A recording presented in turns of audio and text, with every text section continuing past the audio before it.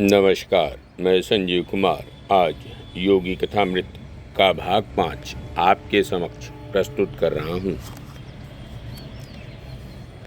अपने शरीर एवं मन का स्वामी बनकर क्रियायोगी अंततः अंतिम शत्रु मृत्यु पर विजय पा लेता है। परमहंस योगानंद के देह त्याग के बाद उनके शरीर में मृत्यु के उपरांत आने वाली कोई विकृति नहीं आई, जिससे यह सिद्ध हो गया कि वे एक सिद्ध क्रियायोगी थे। यह जगत गणित के समीकरण की तरह प्रतीत होता है, जिसे आप चाहे जैसे घुमा फिरा लें, दोनों ओर समान ही बनता है। चुपचाप पर निश्चित रूप से हर रहस्य प्रकाश में आता ही है, हर अपराध दंडित होता ही है, हर सत्कर्म का पुरस्कार मिलता ही है और प्रत्येक अन्याय का परिहार होता ही है। इमर्सन। चमत्कारों के नियम को ऐसा कोई भी मनुष्य कार्यान्वित कर सकता है जिसने यह अनुभव कर लिया हो कि सृष्टि प्रकाश से ही बनी है, अर्थात सृष्टि का मूल तत्व प्रकाश है।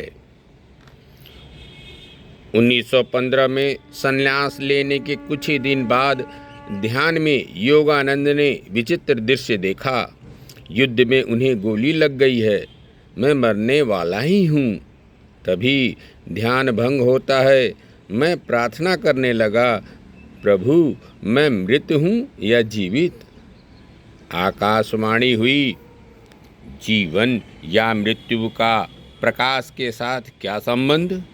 अपने प्रकाश की मूर्ति के रूप में मैंने तुम्हें बनाया है। जीवन और मृत्यु के द्वंद्वों का संबंध केवल माया से है। अपने मायातीत स्वरूप को देखो। जागो मेरे बच्चे, जागो।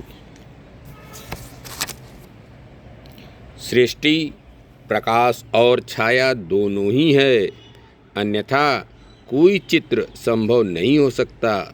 माया के भले और बुरे गुण बारी बारी से एक दूसरे पर हावी होते रहते हैं।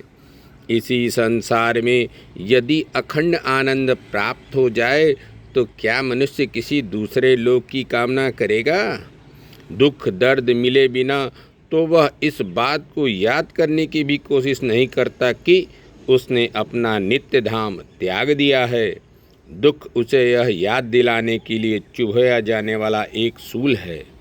दुख से बचने का उपाय ज्ञान है। वस्तुतः किसी भी बात को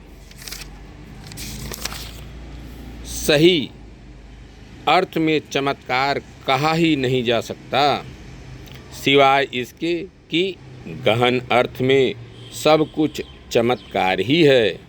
हम में से प्रत्येक का एक जटिल रचना युक्त शरीर में आबद्ध होना और अंतरिक्ष में ग्रह तारों के बीच तेजी से भ्रमण करती इस पृथ्वी पर रहने के लिए छोड़ा जाना, क्या इससे अधिक असामान्य कोई बात है या इससे अधिक चमत्कार भी कोई है?